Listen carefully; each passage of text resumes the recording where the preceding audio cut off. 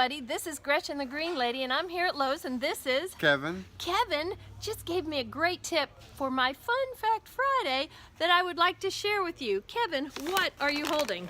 Milorganite. Milorganite. What in the world is that? It's a natural fertilizer that also has been known to keep deer away. To keep deer away. Okay, how many of y'all have spent a lot of money on flowers and the deer ate them because they thought it was salad? Well, you know what? I knew that this was a great fertilizer, but I did not know that it could be used to help keep deer away.